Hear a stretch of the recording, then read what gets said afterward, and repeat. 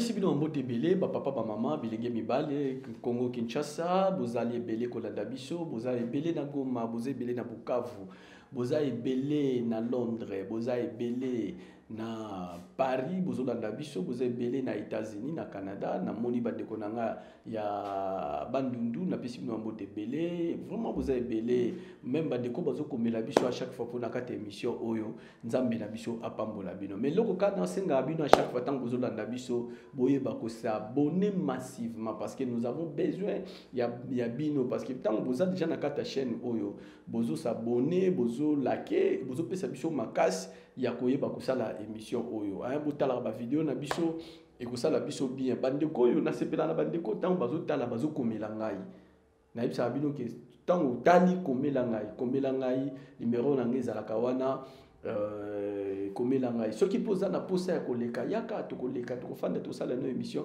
to sala no ba analyse to ko sala boyebi ke beaucoup plus biso to fanda la domaine ya église to ko fanda wana to ko sala émission na lobaka bien ke naza na angle mon côté naza awa pour l'église protestante pour l'église catholique pour l'église kimbangiste pour l'église armée d'Isali pour na bima pour na église des noirs pour na église nyonso oyo lingi tokutana na bino to solo la maima koleka même na kata communauté na bino vraiment porte ezalaka kofungwa mbote na bakambi nyonso ya mangomba na lobi l'église nyonso générale bato bazolanda émission oyo na pesi mbote lelo particulièrement na papa Masambukidi pona na posa na ye papa Masambukidi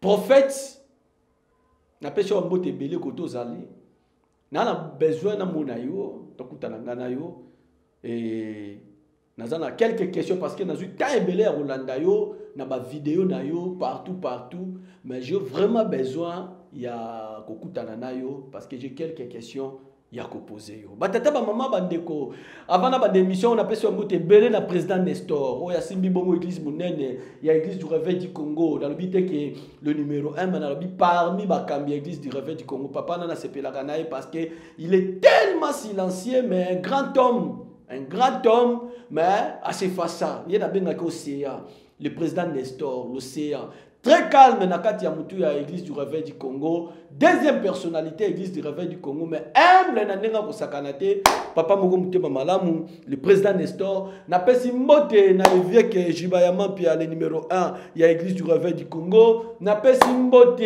belé na le président des sages on a bien kaming les Jean Martin Yoka na pesi mbote belé na père na ngai ya na lela mingi aigle royal lozo benga ngai te aigle royal Ben Loabe na pesi mbote belé et mbote belé encore na l'autorité morale les médiawani ya cure on a bien kabongo le docteur l'homme sage na pesi mbote belé l'homme sage le docteur Dodo Kamba na pesi mbote belé et mbote belé na David Kaluki hein mon frère à moi le docteur Kaluki na pesi mbote belé tata maman émission à lelo réflexion sur la prière vis-à-vis la République démocratique du Congo. C'est qui est vrai que le samedi passé nazalaki na Rikini Bipayuapi église du réveil du Congo et sanganaki pour la prière pour la nation, j'étais là, c'était tellement bien passé. Na koche la bino extrait, il y a prédication, il y a évêque Ejibayama puis Nengenini à Pesaki il avait 4 points développés. C'était tellement bien, j'avais aimé et nous allons en parler. Mais laisse-moi vous dire les thématiques de mon émission aujourd'hui. Nous allons faire l'analyse par rapport à la prière. Oizo Salama na République démocratique du Congo na Maimatali guerre oyo banguna ya mboka na biso baye kochela biso. Éternel Dieu des armées, Dieu tout-puissant, créateur des cieux et de la terre, toi le Dieu vivant, Seigneur, toi tu nous as donné ce pays, la République démocratique du Congo, notre héritage. Regarde Yahweh Dieu, l'agresseur, les Rwandais nous impose une guerre injuste à cause de nos ressources. Seigneur, c'est toi qui bénis.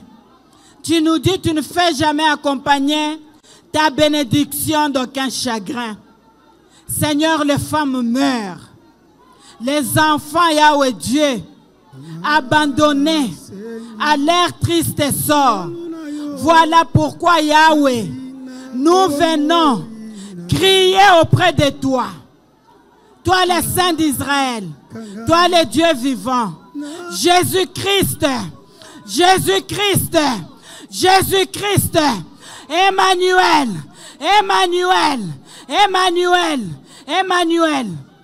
Yahweh Dieu. C'est un pays qui nous appartient. Aujourd'hui, nous sommes en pleurs.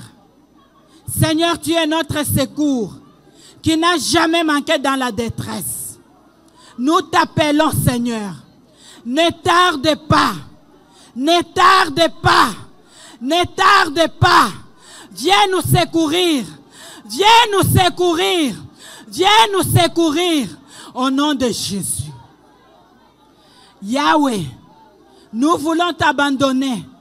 Les commandants suprêmes de la République démocratique du Congo, de nos FARDC, la police et nos résistants Wazalendo, le président de la République, chef de l'État, Félix Antoine Tshisekedi Tshilombo, il est au front avec les FARDC. Seigneur Dieu, il est le Josué de la RDC.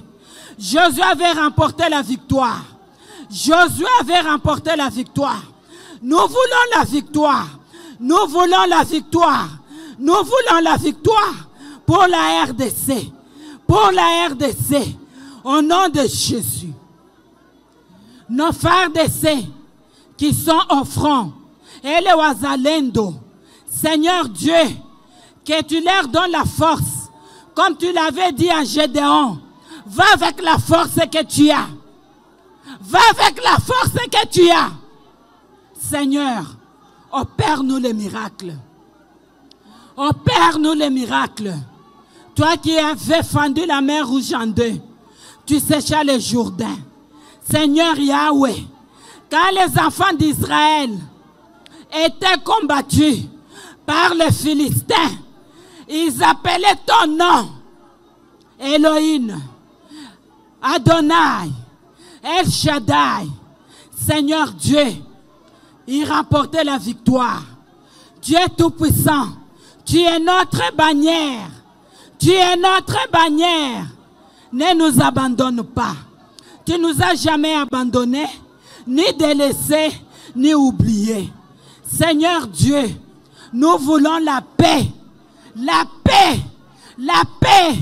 Jésus-Christ, tu es le prince de la paix. Toi, tu donnes la paix que le monde ne s'est pas donné. Au nom de Jésus. Au nom de Jésus. Au nom de Jésus. Au nom de Jésus. Au nom de Jésus-Christ. Au nom de Jésus-Christ. Au nom de Jésus-Christ. Merci Seigneur. Totelema. Totelema tozala kaka esiko tozali. Tozala na kondima. Ke lokola toleli. Lokola togangi. Zamba yoki. Maintenant biso tozoluka. Kimia ezonga. Ce qui est vrai que le pays n'est pas calme, ce qui est vrai, to yebi biso dioso.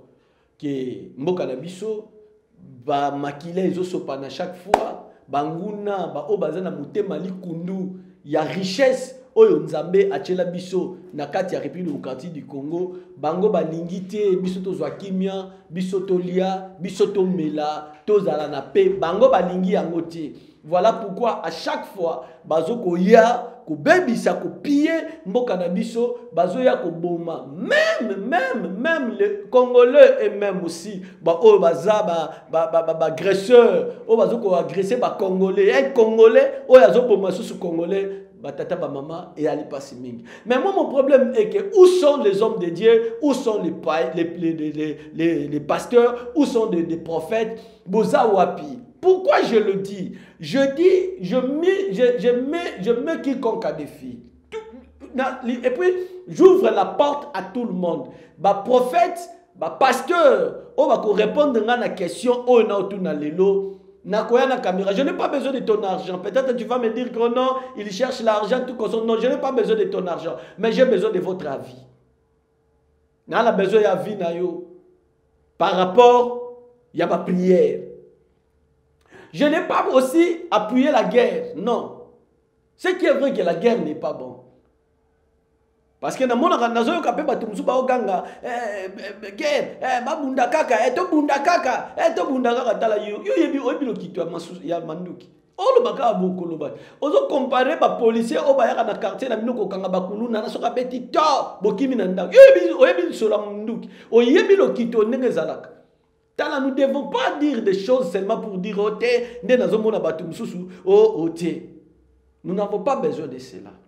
Mais écoutez, qui peut nous dire, selon la prière qu'il a fait, na makambo nyonso ezoli kanakata République démocratique du Congo? Où sont des prophètes qui sont en train de consulter Dieu nuit et jour pour la République démocratique du Congo, et en plus ils ont des signes de l'Éternel qui viennent de la part de Dieu, oyo même bakondiamboka bakolanda pour bayeba na ko faire sortir République démocratique du Congo na kati ya crise otoza na yango. Na yoka kana Congo ba prophète bazalaka. Les prophètes des nations, ngana prophète X, ngana prophète majeur. Parce que les Congolais, ils ont des prophète majeur. N'a pas raté prophète majeur azalaka, na prophète mineur azalaka.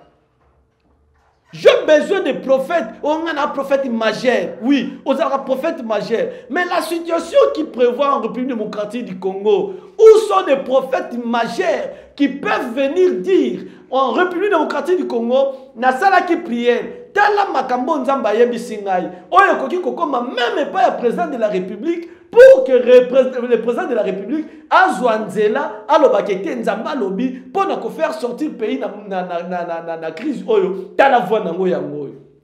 Boza wapi? Boza wapi? Lelo to komi na problème. Négociation, négociation.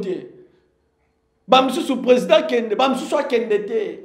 Bamsusu a négocier, bamsusu a négocier te. Na ba réseaux sociaux to fani, to tala ba débat zo salama. Ba kende même na ba médias. Mais moi je dis ceci. Dans chaque pays, il y a toujours les gens que Dieu élève comme des prophètes. Je vous donne l'exemple de Moïse. Nassimi Moïse, pourquoi? Parce que mon Seigneur Azawana, même les musulmans bateau sakaye, même l'église des Noirs, bah que Moïse existait. Même ceux qui disent, bah Moïse. Je prends l'exemple de Moïse. Moïse consultait Dieu. Ah, je lis un passage dans la Bible, Natiki document Libanda, bon. Je vais revenir avec ça à la langue. Où Moïse dit ceci à Dieu. Moïse a dit Nzambe, je crois bien que nous passage botanga. Moïse a dit Nzambe, Seigneur, malgré le peuple s'est rébellé dans Nzambe, le peuple d'Israël s'est rébellé contre Dieu. Dieu a rejeté Israël. Nzambe a rejeté Israël. Mais yoka Moïse, ayebisi Nzambe bolobi Nzambe, soko sali boye, ba nation bako sekabiso, ba mboka oyo wana toleki, liboso ba mboka wana, ba yebi ke yonde Nzambe ya Israël, otamboli na Israël. Ya Nzambe bango ba yebi, omoni soko boye ko tambola na Israël, bango nde bako sekabiso, ba mboka wana nde bako sekabiso. Et Moïse ajouta, il dit à l'Éternel, ce que kotambola na bisote, longo la kombo nanga na buku na yo. Eh, Gibola! Quelle précision! Et la Bible, dans la suite de la Bible, comment que Dieu a accepté de conduire le peuple d'Israël. Moïse a ainsi dit l'Éternel, na zongi na mo Sinaï. Moïse a vu nzete, nzamba ebisi Moïse, zala nina liboko boaka, abouaki, et komi serpent, lokota à lokoti. Les gens ont refondé la branche mingi pour aux habits qui n'a pas fait au coma. Nayoka batu balobako nzete Moïse inde melaki banyoka ya Pharaon, c'est faux. Autant la Bible bien tie. Nzete nyoka ya Pharaon mutamelaka ye ezalaka nzete ezalaka na liboko ya Aaron. Mais nzete ezalaka na liboko ya Moïse, eza témoignage ya Moïse vis-à-vis ya peuple israélite. Paul la kisana bana na Israël que oui, nakutani na nzambe na bino, nakutani na nzambe ya Israël. Preuve na yango nzete oyo. Yango moni Moïse nzete wana osimba ngo na mutu te, po na mutu eza réservé na moi oyo na le grand prophète qui sera le Messie. Donc je peux pas aller na kati wana parce que ça sujet na nga le loté na fungoli ka pona kanga yango. A osimba nyoka na mukila. Mais moi mon problème est que Moïse a besoin d'avoir ainsi dit l'Éternel, et kokisami. Bien aimé, toké n'a pas parlé du peuple. Batu bakoti bazamba, batu bakoti na bandaku, batu bakoti na na yabite ba msuso ba retraite. Mais nani oyo azana message ya sorti ya crise ya République démocratique du Congo. Zwa numéro nanga 081 83 84 562. Peut-être le baqueté de la commune non Richard ne combien na tozo mona yango bien té mais yo kangai na lobi bien 081 83 84 562 pasteur diacre ancien bishop pobolinga ba titre na ba kishulonine archbishop Maximus Papas na yebite nani pape na yebi ozana Congo benga. Même si on a libanda mboka, je suis capable de faire la émission même aux a libanda mboka. Oya bisangai, ainsi dit l'Éternel nayo, oyo nzamba yebisio, pour nous bimisa Congo na kati ya krizo. Oyebelo na obanga kutute moyebelo na okanisa. Et yana ba faux prophète ba ya obima après krizo. Ngai. Neti ba omsu ba bimaki ah. Je suis le prophète, c'est moi qui avais prié pour le chef de l'État. Vous voyez, c'est moi qui avais prié pour le chef de l'État. Vous voyez, c'est moi qui avais prié, j'avais donné la prophétie pour le chef de l'État. Maintenant, le pays est en crise, le pays est en guerre. Nous sommes agressés par les Rwandais, vous le connaissez. Boyebi Bango. Mais, voyez sorti, prophète Ini Nazanayango. Pasteur Ini Nazanayango. Est-ce que tozo kende na ba prière ezaka ba mo na yebi ku tout je me pose aussi des questions papa Guy, je me pose beaucoup de questions. Est-ce que ba prière on peut ça la mara ba esplanade ce qui ni ba mbongo ya mbongo bimang. En tout cas, je n'ai pas de maîtrise sur ça parce que sur les abongo c'est désolé. Ce sont de l'argent jeté.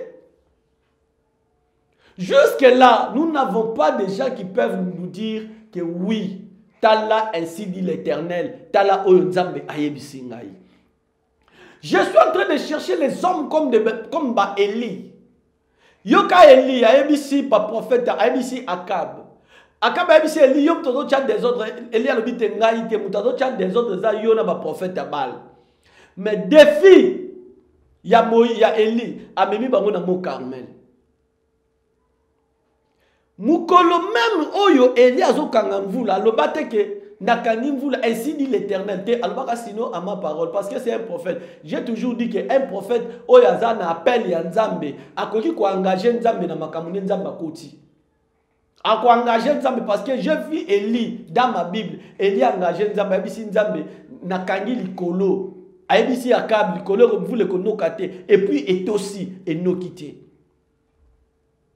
Et puis Moukolo, Élie a fungola, Élie a fungola. Yo quand le prophète dit yo, o tikela biso mande febele, o changer combo, neto ba na zamba luzizi la. So ok na zamba luzizi la kuna, écoute ba prophète belé, nous so chanter comme oh, na ma voix, tu sais Dieu m'a dit, tu sais Dieu m'a dit. Net comme sous tout ensemble là. Ah papa Guy, je vous ensemble là na luzizi la. Non, biso na matoi na Dieu m'a dit. Dieu m'a dit, pendant une semaine. Ah, papa, tika makambo Dieu m'a dit. Je suis en train de chercher dans cette émission. Nana plateau nanga, naza pe ko sengo mbongo te. Nana posa te ko ebso, pesa mbongo na yo te. Soko ata ofele na ko lekisa yo, mais yo ye langa, ainsi dit l'Éternel. Oye ko tika la oui. Mukolo crise aussi au pesanga ina tant crise aussi là na makambo ne se aussi parce que les Congolais meurent Ah non, sur la bino, j'ai un homme de Dieu qui m'a fait vraiment beaucoup. L'homme qui passe mingi. Azana niveau, afin de niveau ya est na Goma. Papa za awatiki mwasi na bana kuna. Banguna ya Congo bakangi na bana na ye na mwasi na ye. Babotoli na mituka na ye. Banguna ya Congo. Bakangi mwasi ya pasteur na bana na ye. Babotoli na mutuka na ye. Na kozwa pasteur na kosala ne mission bokolanda. Heureusement que sa fille a dit yoka moi na pesi témoignage à papa.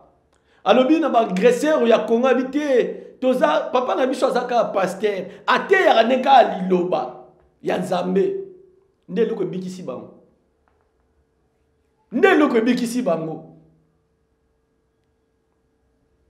Mais yo so bakangi mwasi na yo. Na bana na yo. Bana no balobi te biso papa na biso azaka prophète ba oyoka. Papa na biso azaka pasteur, est-ce que ba oyoka la bango? J'ai toujours dit il y a des choses où ezalaka liées na appel ya bato. Ezalaka liées na appel. Toi, on a posté après Makambo, yo ya koyebisa biso que c'est moi qui a prié, c'est moi qui a prié pour la nation, c'est moi qui a prié pour la nation.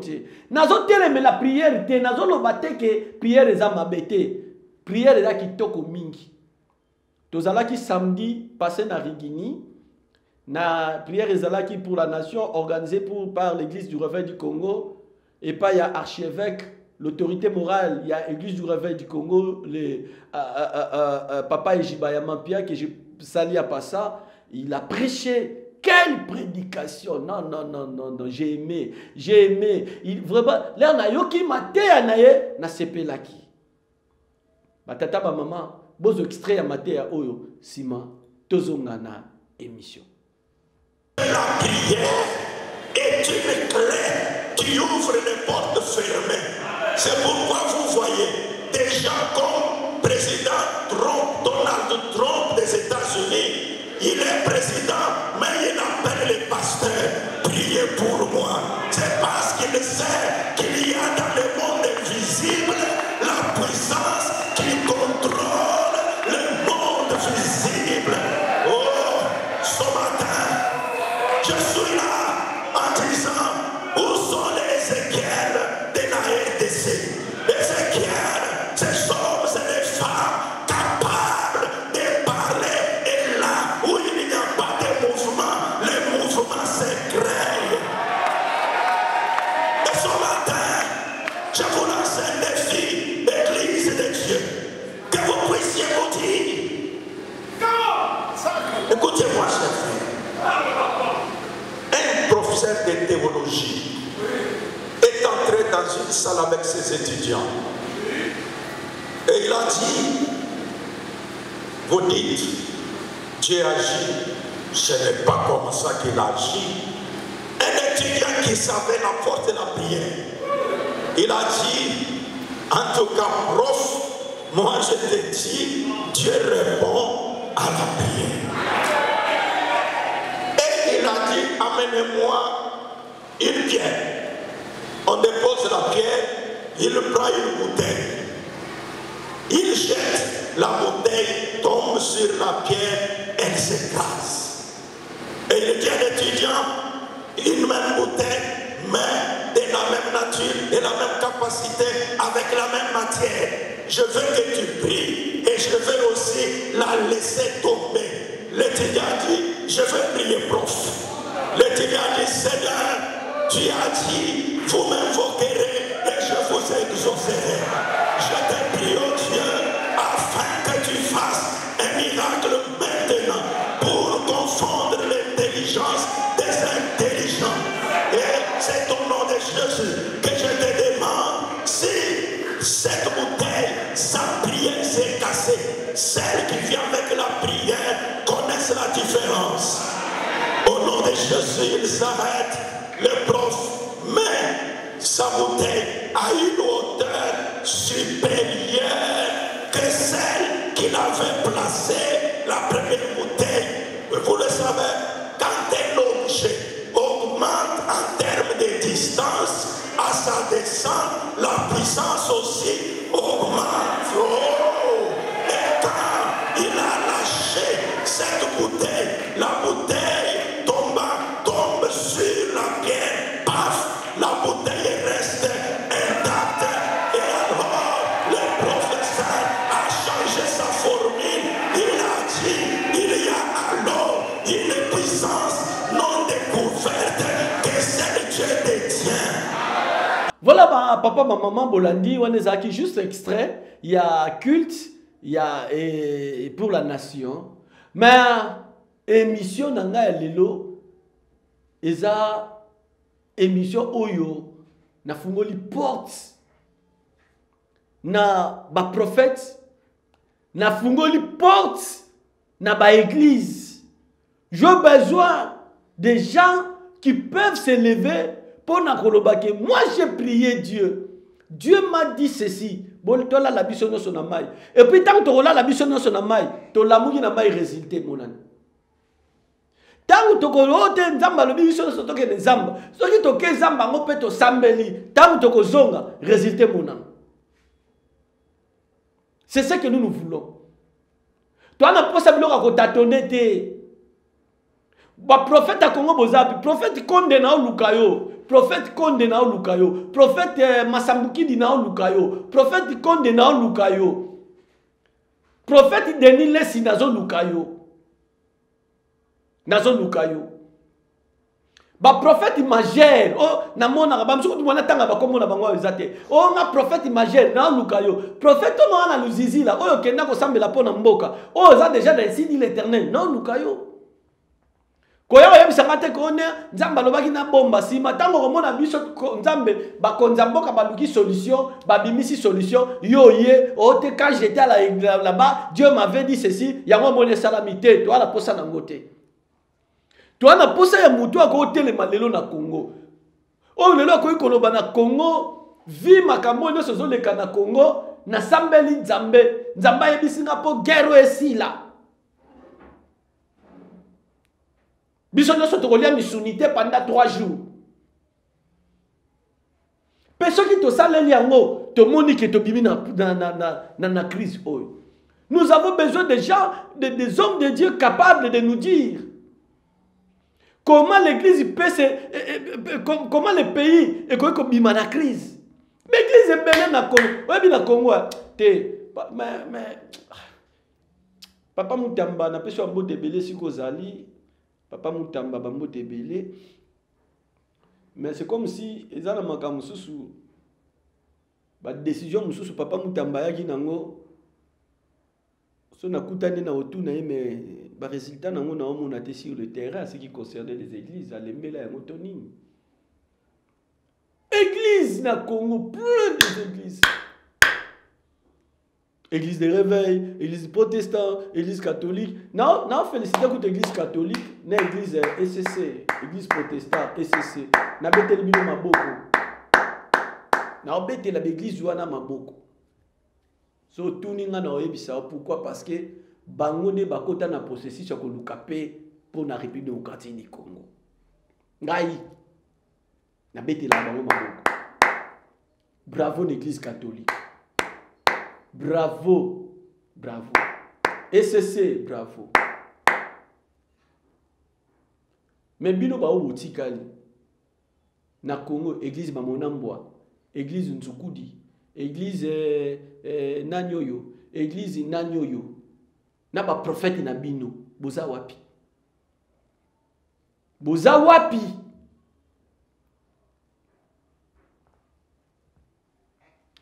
Un jour, je me demandais, est-ce qu'au Congo, il y a des prophètes? Pourquoi? Parce que je pensais à un grand prophète que Dieu avait élevé dans ce pays, à l'occurrence du prophète Simon Kimbangu. Je me pose des questions. Est-ce que si Simon Kimbangu était vivant aujourd'hui, est-ce que Simon Kimbangu ne pouvait pas nous dire que pota kobima na makambo nyoso to sa la voix? Est-ce que l'esprit de Simon Kimbangu aujourd'hui est fonctionnant?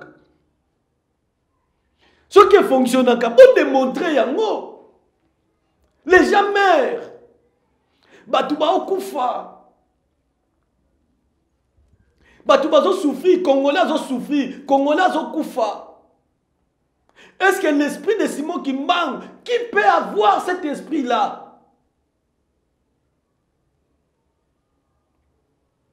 Dans mutu moko amikufela ki guerre nani yeti. Ce qui na bomoi na lingana ki de kulukai. Poye mona mona na esprit ya bandika. Oh bandika na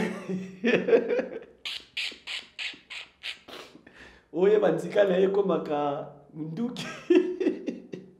Ah Congo. Oye bandika na yeko maka munduki. Ata basoda na ye wana. Bako région de Bawazalendo te. Ata basoda wana bako région de so bazalaka. Oh ye masasi na ye soki bandika. Oh te il faut que zelo na poche. Église wana eza wapi? Église wana eza wapi? Soki okei na ba quartier na otangela bino ba commune mibale lelo na Congo. 2 communes. Commune wana soko tamboli dimanche. Ezalaka boum boum boum boum boum boum. Ah église wana. Kuna soko kioka ingeta. So tuni bango nini ote akotaka contact na nzambe ote azako so na molimo mosantu malheureusement ba molimo mosantu na bango bamona kaka bandokyo bakangaki batu na famille ba molimo mosantu na bango bamona kaka mobali na je ne sais pas quel est cet esprit là amona kaka bandoki mais ko yiko mona te voix ya sortie ya République démocratique du Congo. Mesdames et messieurs, aucun anjil plein ya l'église wana kota kimbanseke kuna komina kimbanseke njil plein oya na selema plein mukomsusu papa gi ba pesa nga invitation l'église moko na kenda car na domaine na nga ya investigation na komine église wana 9h banda ki 9h boum maman wana soka koti 30 kota konta telemi ba dolo bana mutu alobi silisi akoti 12h pasteur a telemi na cher alobi siko église bandi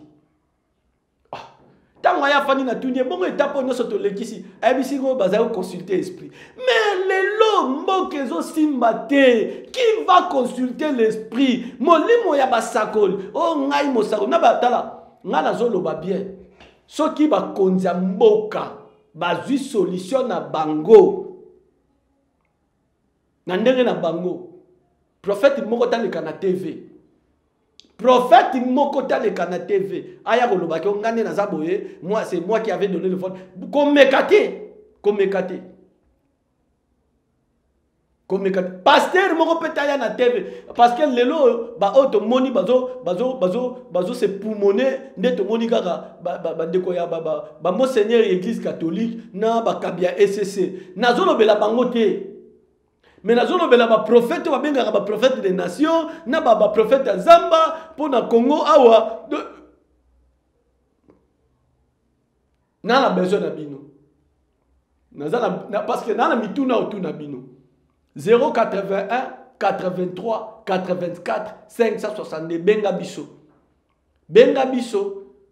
toko sala la même mission. Nous n'avons pas besoin de votre argent. Nazana besoin bon na binoti. Mais Nazana besoin mutuaye biso c'est que Dieu lui a dit parce que tout le monde ba konzambo ka ba sala ba démarche.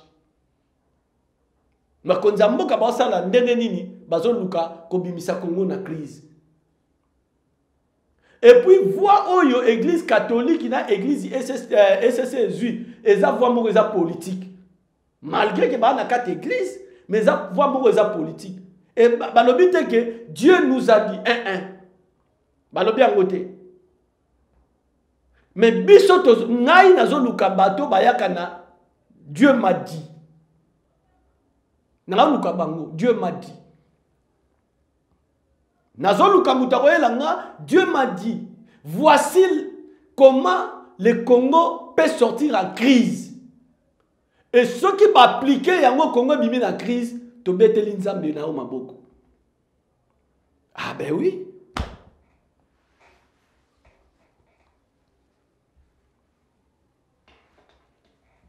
lelo na Congo ezana ba prophète amona ka mutu na chambre ba prophète bomona ba na ba chambre hôtel makambo na mboka pena toyo kabino te ba prophète ba bimisaka ba crédit na téléphone ba prophète ba bimisaka ba méga na ba téléphone ba prophète ba kangaka batu na ba chambre hôtel ba prophète ba mona ba visa ba prophète ba mona ka ma sœur toi tu vas te marier l'année prochaine ba prophète wana de bino ba prophétie na bino zala kaka ya mabala ya ba visa nya ko kanga batu kindoki ya ko mona batu na ba chambre hôtel nde ba prophétie na bino mais à ce qui concerne le pays na makambo mboke komi na yango na tikali komona te ata na réseaux sociaux prophète moko lobake voilà ce que Dieu m'a dit. J'étais en prière, j'ai prié. Dieu m'a dit ça. Comme ça, Bakonzamboka va appliquer à mon âme. Tout le monde. Si vous allez, vous hésitez. Nous sommes mieux placés pour vous recevoir. Au cas contraire, arrêtez. Na ba faux prophétie. Arrêtez na ba faux prophétie. Obozoya na yango. Oboyaka na yango. Yaya, prophète Nabino. Ya mona ka prophétie bandoki, ya libala, ya visa. Même makambo eza na mboka ebisi bino te nzamba ebisi nini po abima. Po mboka bima na crise. Ce sont des églises. Il y a le Kouta. L'église wana déjà ta ozo tala ngobongo. Monara déjà ndenge nini oyo. Prophète Nabino azalaka. Nzambe asunga bino, Nzambe asunga Congo. Tozo prier pour la République démocratique du Congo. Nzambe alobali loba moko pour Congolais azwata kimia. 30 ans, passe na passe, kolela na kolela, nzale pai, Nzambe yokela ba Congolais ma. Nzambe loba tali loba moko, Congo ebika. Na Congo, ezana bana batikali ba orphelin. Bana ba moni nde bazo boma papa na bango na mama na bango. Ezana bana bazo kufa na miso ba para. Po ba koti Nzambe loko oli ezate mwana mukia ko kisu ko supporter te malaria ezue na Nzamba kufi. Ezana basi batikali ba veuve. Moni ndenge nini ba oboma mobali na ye ya tikali.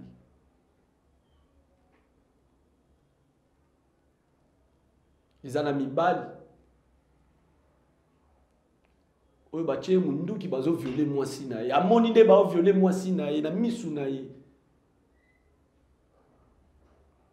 Nzambe lobatali loba moko Congo ebika. Nasuki apone émission alelo. Na mai na miso na pasi na motema. Kimia boboto bondeko etika lokate ya mabota ya bino. Tokutani mbala sima. Ciao.